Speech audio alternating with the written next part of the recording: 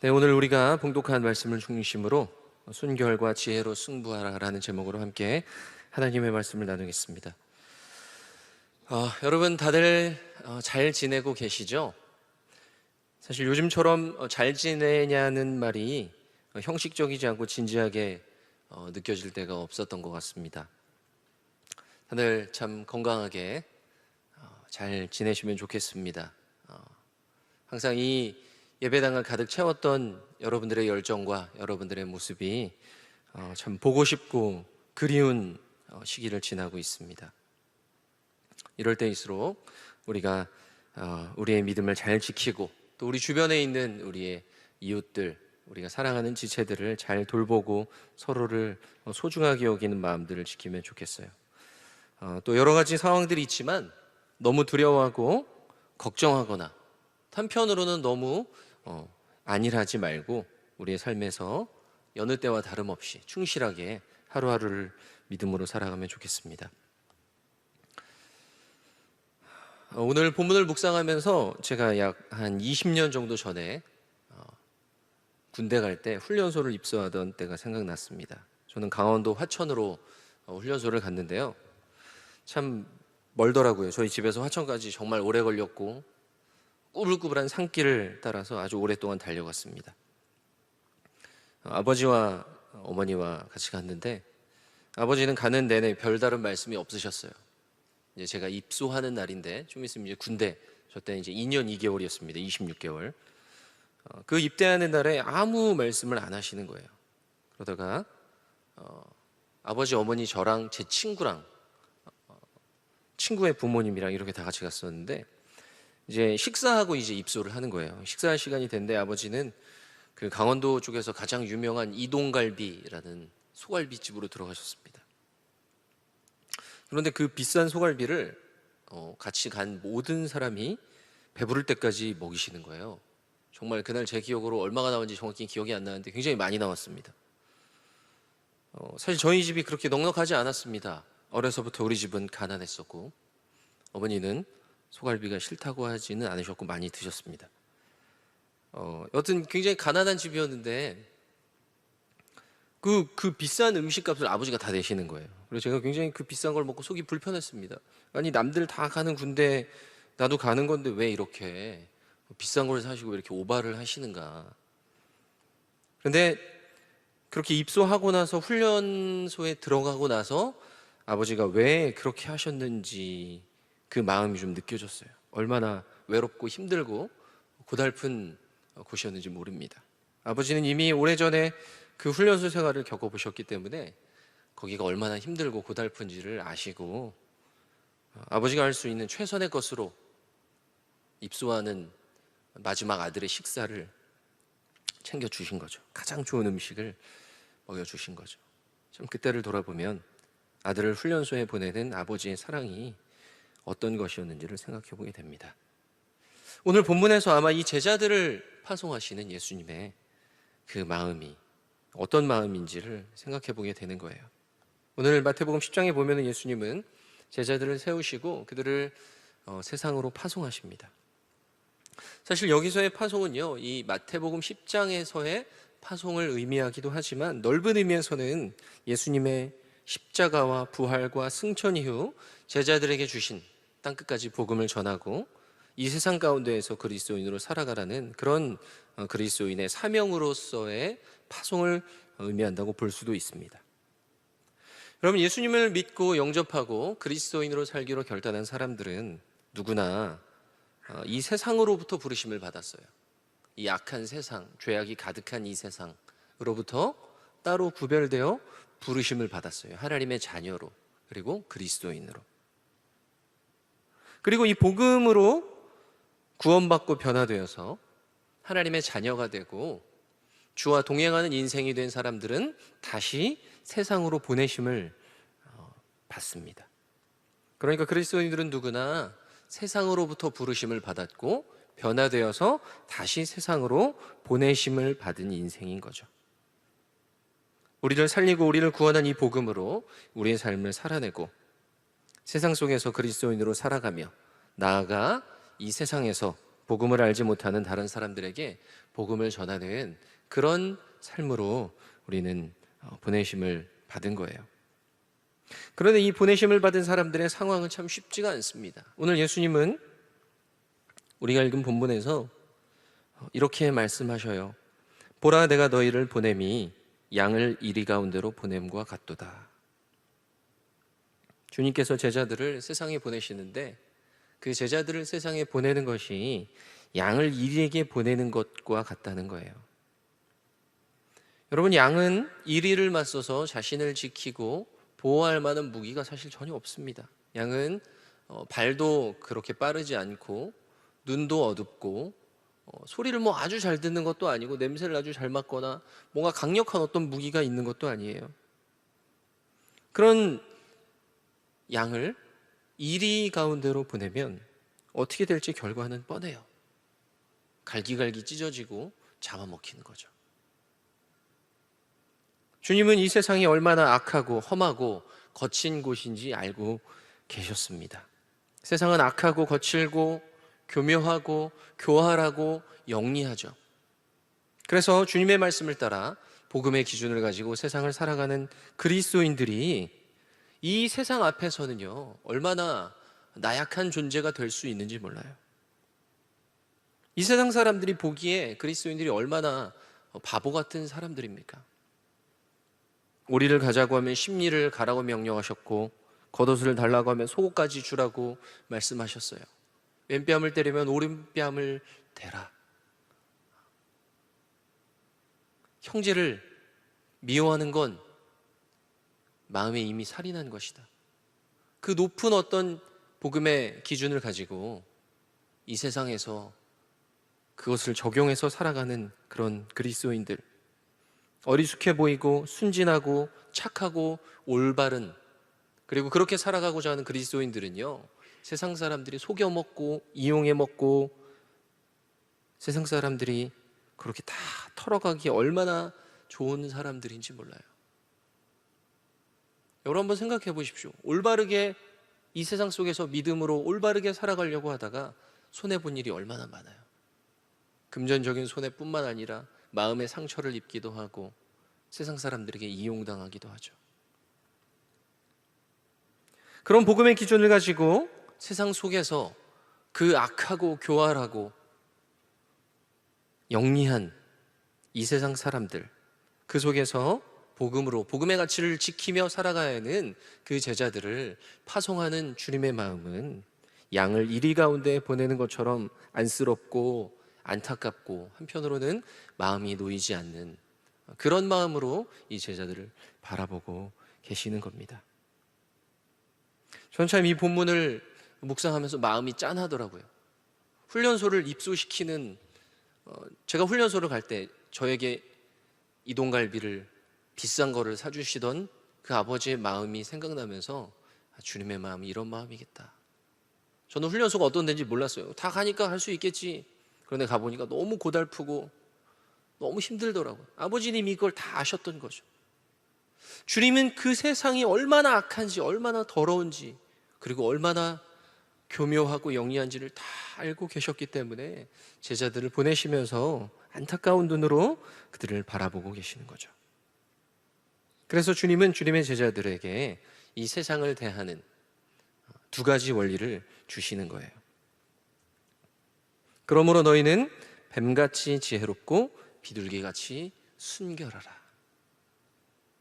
양이 이리 가운데로 들어가는 것처럼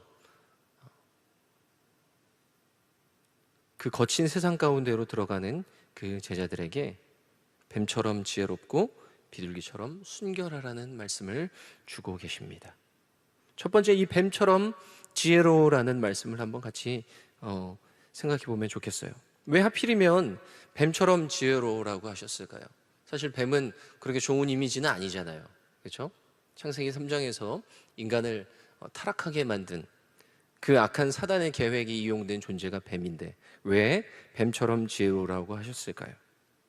창세기 3장에 보면은 뱀은 하나님이 지으신 들짐승 중에 가장 간교하다라고 되어 있거든요. 그런데 이 간교한이라는 단어는 히브리어로 아룸이라는 단어인데 교활한, 간교한, 영리한, 슬기로운 이런 의미를 갖고 있습니다. 그러니까 좋은 의미에서는 영리하다, 신중하다, 슬기롭다 이런 의미고, 나쁜 의미에서는 교활하다 또는 기회주의적이다 뭐 이런 의미를 가질 수 있죠. 그러니까 뱀은 본래 하나님이 영리하게 창조하셨는데, 지혜롭게 창조하셨는데 사실 이건 좋은 것이죠. 그런데 이것을 뱀이 사탄의 도구로 사용되어서 뱀이 가진 지혜가 악한 것으로 전락하게 된 거죠. 그러므로 이 뱀처럼 지혜롭다는 것은요, 사실 악한 성질의 지혜만을 말하는 것이 아니라 그냥 영리하고 지혜롭다라는 의미로 여기서는 보면 됩니다. 성경 전체에서 이 지혜는 굉장히 중요한 덕목이죠. 지혜.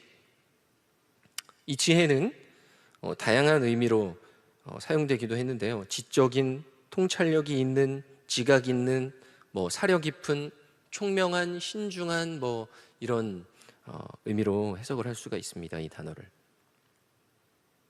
그러니까 이 단어들을 우리가 이 단어들을 통해서 의미를 잘 생각해 보면은요, 신중하게 사려 깊게 살라는 거죠.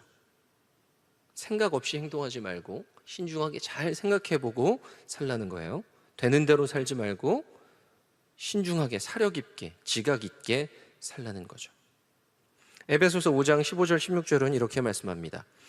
그런즉 너희가 어떻게 행할지를 자세히 주의하여 지혜 없는 자 같이 하지 말고 오직 지혜 있는 자 같이 하여 세월을 아끼라. 때가 악하니라. 이렇게 말씀하고 계세요. 오늘날과 같이 복잡한 사회를 살아가는 그리스도인들에게 이 지혜는 정말 너무 중요합니다. 하나님의 말씀은 우리에게 어떠한 원리와 원칙을 주세요. 이러한 기준, 이러한 원칙, 이러한 원리를 가지고 살아가라는 기준을 주는 거죠. 그리고 이것을 삶으로 적용하기 위해서는 그 과정에서 지혜가 필요합니다.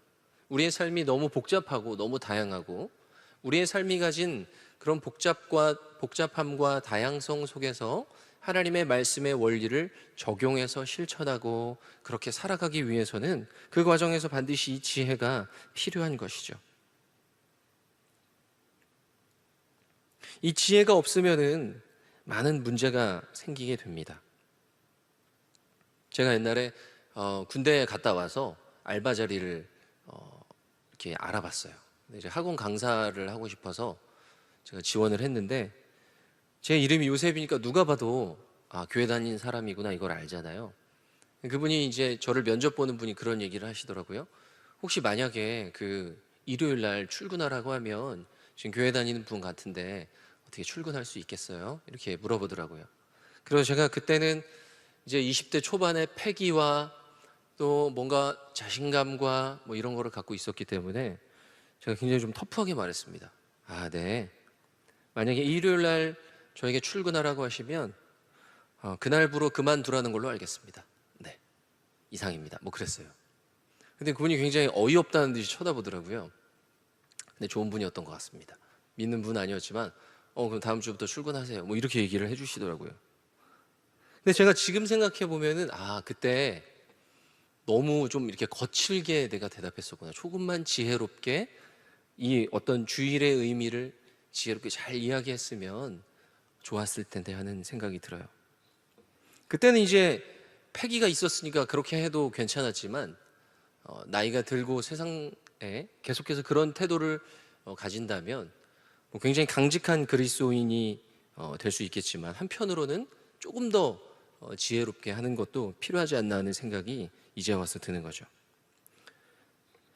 제가 고등학교를 미션 스쿨을 나왔는데 제 친구 중에 하나가 이제 일반 대학을 가게 된 거예요. 목사님 아들인데. 근데 이 친구는 굉장히 고민이 있었어요. 나는 술도 안 먹고 이렇게 막 방탕하게 놀고 싶지 않은데 선배들이 막 먹으라고 하면 어떡하지? 막 그런 고민을 많이 하더라고요. 나중에 이제 대학교 입학하고 그 친구를 만났습니다. 야, 너 어떻게 됐냐? 선배들 막 술 먹으라고 안 해. 그랬더니 이 친구 막 웃으면서 자기가 다 해결했다는 거예요. 어떻게 해결했나 물어봤더니 이렇게 얘기를 했대요. 제가 고등학교 때 술을 너무 많이 먹어서 위에 구멍이 났습니다. 그래서 병원에 갔더니 의사가 다시는 술 먹지 말라고 했습니다. 그래서 술 먹으면 큰일 납니다. 이렇게 얘기했더니 선배들이 술을 더 이상 권하지 않더라는 거예요. 그러면서 자기가 정말 지혜롭게 해결했다고 이야기하더라고요. 그게 지혜입니까? 저는 그래서 너무 한편으로는 어이가 없고 과연 저 거짓말이 언제까지 먹힐까 그런 생각이 들더라고요. 제가 봤을 때 그거는 지혜는 아니에요. 그리고 막 거짓말을 했기 때문에 순결함도 못 지킨 것 같아요. 여러분, 제가 아주 심플한 예를 두 가지를 들었지만 사실 정말 지혜롭게 살아가는 건 쉽지 않습니다. 특별히 우리가 중요한 자리에서 정말 지혜롭게 말하고 행동하는 것은 쉽지 않아요.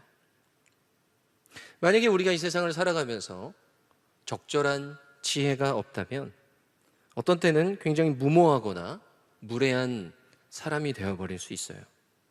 복음을 모르고 성경적 가치를 전혀 모르는 세상 사람들한테 복음을 있는 그대로 이야기하고 마치 그것이 자기의 소신이라는 것을 굉장히 딱딱하게 다이렉트로 얘기해버리면 그것을 이해할 수 없는 세상 사람들이 받아들일 때 이 사람은 정말 무례한 사람이구나, 막무가내구나 이렇게 느낄 수 있는 거죠. 막무가내로 우리가 가지고 있는 이 성경의 기준들을 제시하기에는 우리가 너무 지혜가 없는 행동이 되어버릴 수 있다는 거죠. 종종 그리스도인들이 그런 사람으로 취급받기도 합니다. 제가 그 전에 TV를 보는데 어떤 동성애 관련해서 이제 토론하는데 우리 기독교 측 대표로 어떤 아주 보수적인 교단의 목사님을 초청을 한 거예요, 방송국에서. 그런데 그분이 거기에서 사도신경을 처음부터 끝까지 외우시더라고요. 우리는 뭘 믿냐면, 잘 들으십시오, 전능하사 천지를 만드시, 이러면서 사도신경을 외우더라고요. 제가 그때 마음 한쪽이 너무너무 답답해 오는 것을 느꼈어요. 저거를 세상 사람들이 보고 뭐라고 할까? 어떻게 받아들일까? 조금 더 받아들일 수 있도록 지혜롭게 말하면 더 좋지 않았을까? 일방적이고 독선적인 태도로 보일 수 있다는 거죠.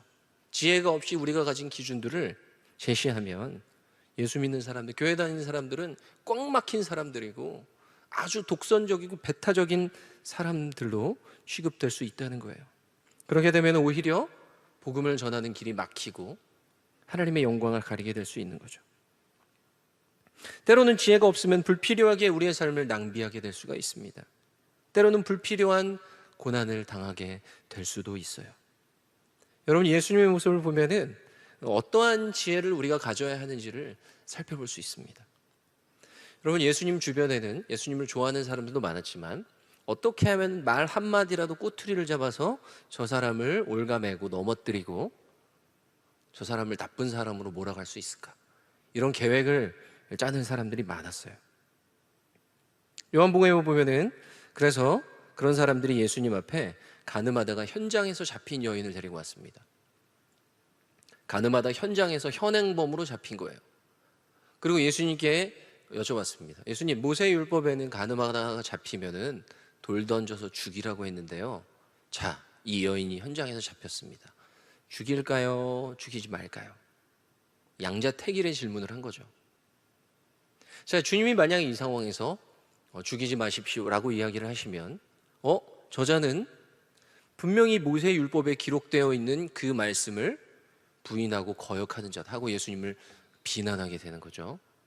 만약에 예수님이 그러면 죽이십시오 이렇게 말씀하시면 사실 그 당시 유대인들에게는 사형을 언도할 만한 권한이 없었거든요. 사람들이 그 여인을 죽이게 되면 예수님은 그 당시에 로마의 법을 위반하게 되는 거예요. 그리고 인정사정 없는 무자비한 분이 되는 거죠. 자, 우리가 잘 알고 있죠. 주님이 이 양자택일의 질문 앞에서 뭐라고 말씀하셨죠? 너희 중에 죄 없는 자가 먼저 돌로 쳐라. 그랬더니 그 자리에 있던 사람들이 다 부끄러워서 그 자리를 떠났어요. 여러분, 얼마나 지혜롭습니까? 항상 이 둘 중에 하나를 택하라는 질문이 굉장히 어렵거든요. 둘 다 함정이거든요. 근데 주님은 그 상황을 정말 지혜롭게, 그리고 하나님의 말씀의 원리를 가지고 그 자리를 이겨내신 거죠. 가이사에게 세금을 바치는 문제도 마찬가지입니다. 가이사에게 세금을 바치는 게 옳습니까? 바치지 않는 게 옳습니까? 바치라고 하면 로마를 옹호한 로마의 앞잡이가 되는 거고, 바치지 말라고 하면은 로마의 법을 어기는 그런 사람이 되는 거죠. 주님이 뭐라고 말씀하셨어요? 그 동전에 누가 그려져 있냐? 가이사가 그려져 있습니다. 가이사의 것은 가이사에게, 하나님의 것은 하나님에게 바쳐라. 모두가 기이히 여겼고 그 말씀에 아무런 대꾸를 할 수가 없었어요. 예수님이 가지신 그 지혜, 예수님의 지혜를 이 세상 사람들이 도저히 감당해낼 수 없었던 거죠. 이런 일들은 정말 성경에 많이 기록되어 있습니다. 이러한 지혜가 우리에게 필요한 거예요. 이러한 지혜. 복음을 가지고 세상을 살아가되, 복음의 원리를 갖고 삶을 살아가되, 그것을 지혜롭게 적용하고 믿지 않는 사람들에게 지혜롭게 이야기해 줄 수 있는 그러한 삶의 모습이 필요하다는 겁니다. 그러면 우리가 어떻게 이런 지혜를 가질 수 있어요? 지혜를 가지고 싶다고 해서 가질 수 있는 건 아니지 않습니까? 그렇죠? 성경을 보면은 사실 이 모든 지혜의 근원은 하나님이십니다. 잠언 9장 10절은 이렇게 말씀하고 계세요. 여호와를 경외하는 것이 지혜의 근본이요 거룩하신 자를 아는 것이 명철이니라. 하나님을 경외하고 그 하나님을 아는 것이 사실은 지혜의 근본이고 지혜의 시작이라는 거예요. 그러니까 저와 여러분들은 사실은 하나님 앞에서 우리가 그러한 지혜가 충분히 없음을 인정하고 고백하면서 하나님의 도우심을 구해야 됩니다. 오늘 우리가 읽은 본문 뒤의 말씀 마태복음 10장 17절에서 20절은요, 이 제자들이 잡혀가서 사람들 앞에 서게 될 것이라고 주님은 말씀하세요. 사람들을 삼가라. 그들이 너희를 공회에 넘겨주겠고 그들의 회당에서 채찍질을 하리라. 또 너희가 나로 말미암아 총독들과 임금들 앞에 끌려가리니 이는 그들과 이방인들에게 증거가 되게 하려 하심이라. 너희를 넘겨줄 때에 어떻게 또는 무엇을 말할까 염려하지 말라. 그때 너희에게 할 말을 주시리니 말하는 이는 너희가 아니라 너희 속에서 말씀하시느니 곧 너희 아버지의 성령이시니라. 너희가 세상에서 잡혀가서 사람들 앞에서 어떠한 질문에 대답을 하게 되거나 뭔가 변명하게 될 때 스스로 고민하고 스스로 무엇을 말할까 염려하지 말라는 거예요. 그 입술에 성령께서 할 말을 주시겠다는 거예요. 그러므로 우리는 하나님께 이 지혜를 구하고 하나님의 성령님께 도우심을 구해야 되는 거예요. 말씀의 기준으로 세상을 바라보며 고민하고 생각하고 무엇이 옳을지, 그리고 어떤 행동해야 될지, 무엇이 지혜로운 행동일지를 고민하면서 생각하면서 하나님의 도우심을 구하고 하나님께 여쭤보아야 한다는 것입니다. 그렇게 하나님이 주시는 지혜로 살아가야 한다는 거죠. 그것이 이 험한 세상을 그리스도인으로 살아가기 위한 첫 번째 원리입니다. 두 번째로 예수님께서는요, 비둘기처럼 순결하라고 말씀하셨어요. 이 순결이라는 것은 이런 의미입니다. 섞이지 않은, 손상되지 않은, 순수한, 이러한 의미예요. 그러니까 우리가 가지고 있는 이 복음, 이 말씀, 이것의 본질적인 의미와 본질적인 가치를 세상의 것들과 섞지 말고 세상의 것으로 손상시키지 말고 순수하게 지켜내라는 명령이죠. 저는 이 순결이라는 것을 다시 한번 이렇게 표현해 봤습니다. 어떠한 이익 때문에 세상과 타협하거나 어떠한 손해 때문에 세상에 무릎 꿇거나 하지 않는 것. 우리가 세상을 살아가다 보면은요, 타협할 수 있는 부분이 있어요. 그리고 양보할 수 있는 부분들이 있습니다. 양보할 수 있는 부분에 있어서는요, 우리가 양보해야 돼요. 양보할 수 있어야 돼요. 그러나 절대로 양보해서는 안 되고 양보할 수 없는 것이 있습니다. 그것은 바로 이 신앙의 본질적인 부분이에요. 신앙의 본질적인 부분, 성경이 말하고 있는 가치, 하나님이 우리에게 명령하신 것들, 하라고 하신 것들, 하지 말라고 하신 것들, 이 근본적인 가치들은 절대로 훼손시키거나 손상시키지 말아야 된다는 겁니다. 예수님의 모습을 보면요, 예수님은 어떤 상황 가운데에서도 절대로 거짓말하지 않으셨어요.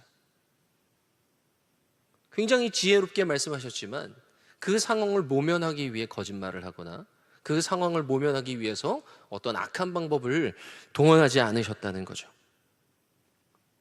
예수님은 하나님의 기준에서 해야 할 일은 반드시 하셨습니다.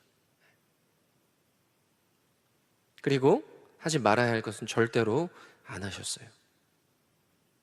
어떤 불이익을 당하더라도 하나님이 말씀하신 그 말씀의 기준들을 지키셨다는 거죠. 예수님의 모습을 보면은요, 예수님을 미워하면서 쫓아다니는 사람들, 그 사람들 사실은 주님이 하나님의 말씀을 올바르게 선포하시고 그리고 그렇게 살아가시는 그 모습을 미워하고 싫어한 거예요. 예수님께서 안식일에 병자들을 고치는 것을 그 당시 유대인들이 싫어했습니다. 서기관과 바리새인들. 그런데 예수님은 그냥 어쩌다 우연히 그렇게 하신 것이 아니라 안식일의 정확한 의미가 뭔지, 하나님이 원하시는 안식일이 정확히 어떤 의미인지를 제대로 보여주고 가르쳐주기 위해서 예수님이 일부러 안식일에 병을 고치셨어요. 일부러. 그렇게 하면 그 사람들이 욕하고 미워하고 죽이려고 할지를 아시면서도 올바른 하나님의 진리를 가르쳐주기 위해서 일부러 그렇게 행동하신 거죠. 예수님께서 십자가에 못 박히시기 전에 빌라도에게 잡혀가셨을 때도 주님은 본인이 하실 말씀을 다 하셨습니다. 그 자리를 얼마든지 지혜로운 말로, 교묘한 말로 넘기실 수 있지만 주님은 진리만을 말씀하셨어요. 어떤 상황 가운데서도 이 기준을 흐트러뜨리지 않는, 하나님의 말씀의 기준과 그 가치, 그 원칙을 흐트러뜨리지 않는 것이 순결함이라는 것입니다. 그러면 우리가 어떻게 순결한 삶을 살 수 있겠습니까? 먼저는 하나님의 말씀의 기준을 연구하고 잘 배우고 이해해야 돼요. 도대체 하나님이 우리의 삶에 무엇을 원하시는지, 하나님의 말씀이 우리에게 무엇을 말씀하시는지, 그리고 그 말씀의 기준에 순종하고 철저하게 그것을 지켜내는 삶을 살아야 합니다. 말씀에 순종하는 그것 때문에 손해를 보거나 피해를 입는 것을 두려워해서는 안 돼요. 때로는 말씀의 기준들을 포기하기만 하면 얻을 수 있는 이익이나 좋은 것들을 그 앞에서 타협해서는 안 된다는 거죠. 제가 아는 어떤 후배는 저랑 같이 대학교를 나왔고 신앙생활을 굉장히 열심히 하는 친구였습니다. 그런데 이 취업하고 나서 어느 날 저한테 그런 얘기를 하더라고요. 자기가 이제 그리스도인으로서 잘 어떤 삶의 모습들이나 이런 것들을 지키다가 한두 번씩 같이 좀 술도 먹고 노는 자리에 어울리고 그랬는데 어느 순간 너무 재밌다는 거예요. 그게 밤늦게까지 막 떠들고 막 마시고 가서 막 춤추고 놀고 이런 게 너무너무 재밌다는 거예요. 그래서 어느 순간 그것을 굉장히 즐기는 자신을 발견했다는 겁니다. 그리고 막 자기가 괴로운데 이게 너무 재밌어서 끊을 수가 없다는 거예요. 그래서 이런저런 조언들을 해준 기억이 납니다. 조금씩 뭔가 타협하다 보면은 세상의 것들에 우리가 가지고 있는 복음과 말씀의 기준들이 흔들리고 흐트러지는 거죠. 하나님 앞에서 이러한 신앙의 순결을 잃어버리고 흐트러지면 세상과 타협하게 돼요.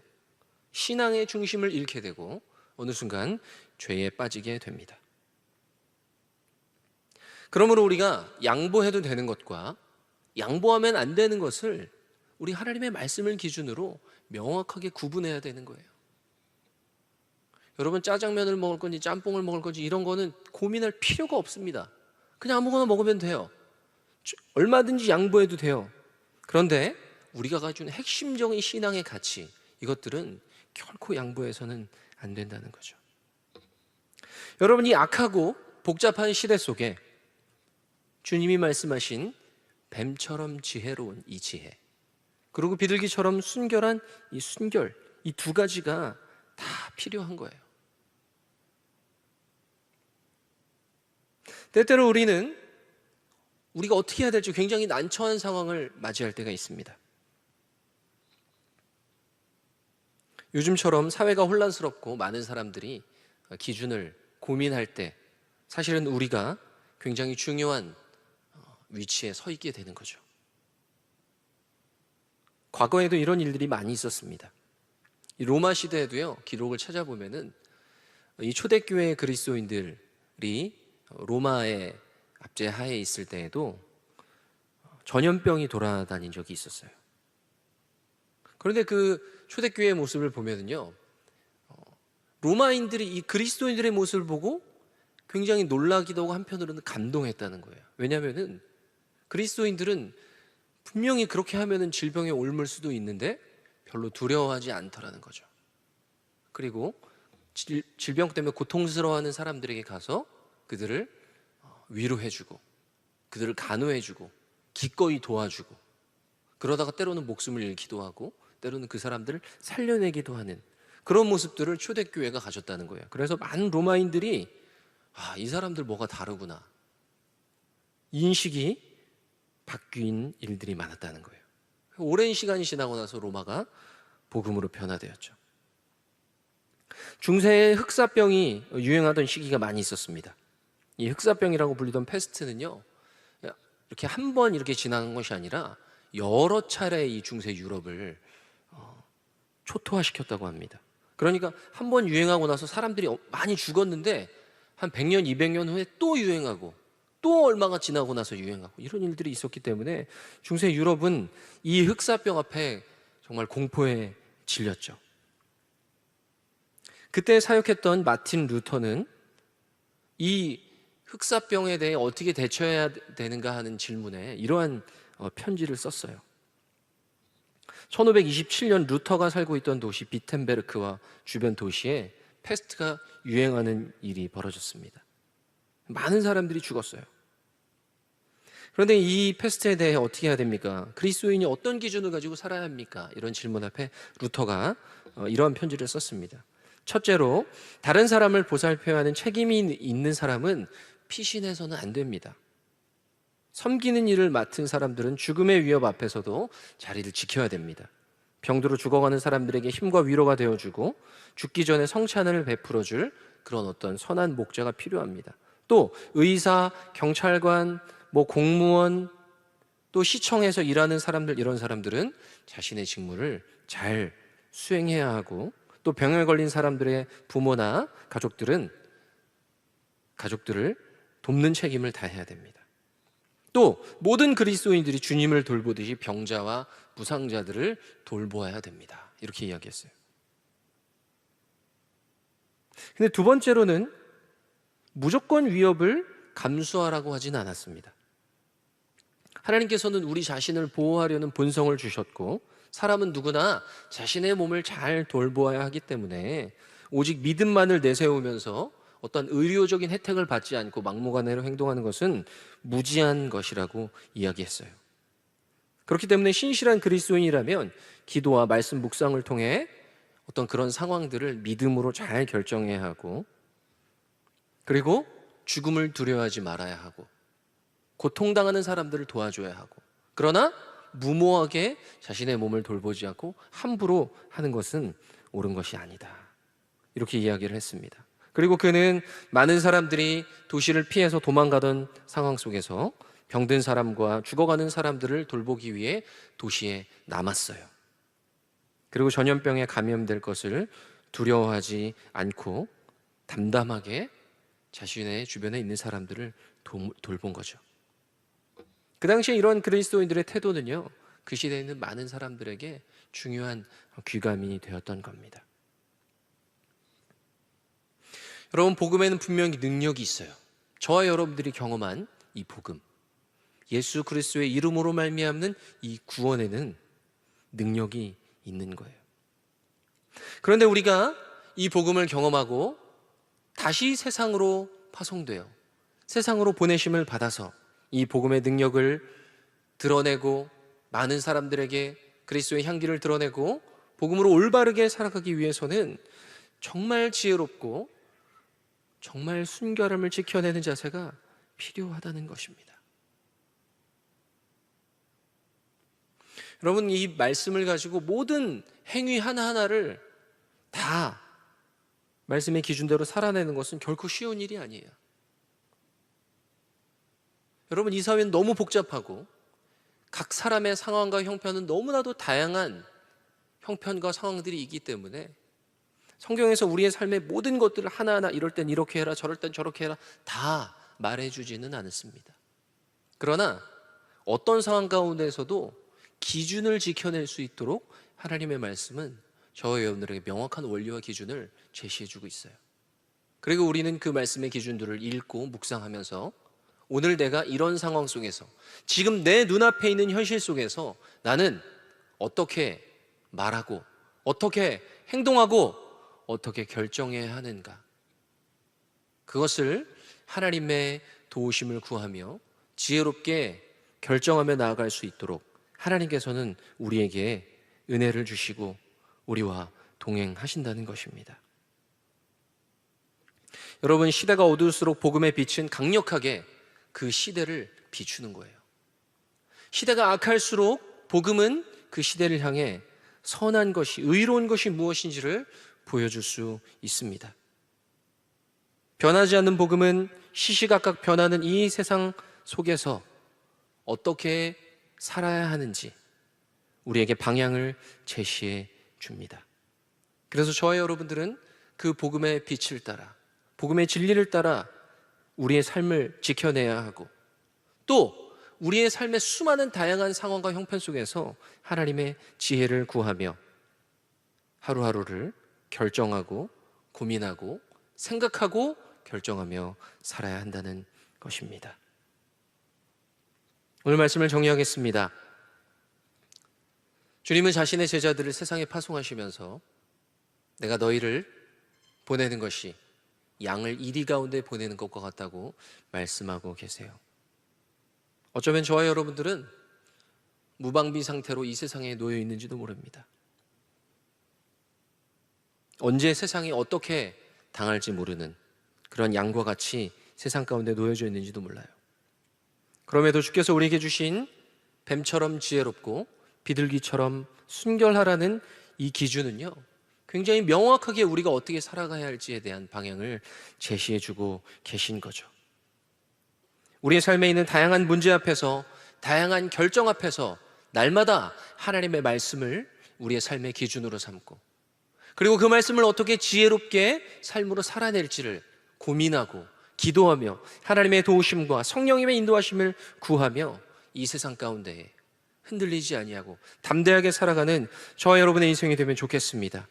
우리의 지혜롭지 못함 때문에 복음이 고립되고 욕을 먹어서는 안 됩니다. 우리의 순결하지 못함 때문에 복음이 오염되고 더러워져서는 안 됩니다. 지혜롭게 순결하게 우리의 삶을 하나님 앞에 살아내며 이 복잡하고 악한 시대 속에 주님이 주신 이 복음의 빛을 세상 가운데 비추고 복음의 기준으로 삶을 담대하게 살아내는 저와 여러분의 인생이 되어서 우리의 모든 삶을 통하여 하나님의 영광이 드러나며 복음의 향기가 드러나며 지혜롭고 순결한 삶으로 하나님을 드러내는 저와 여러분들의 인생이 되기를 간절히 소원합니다.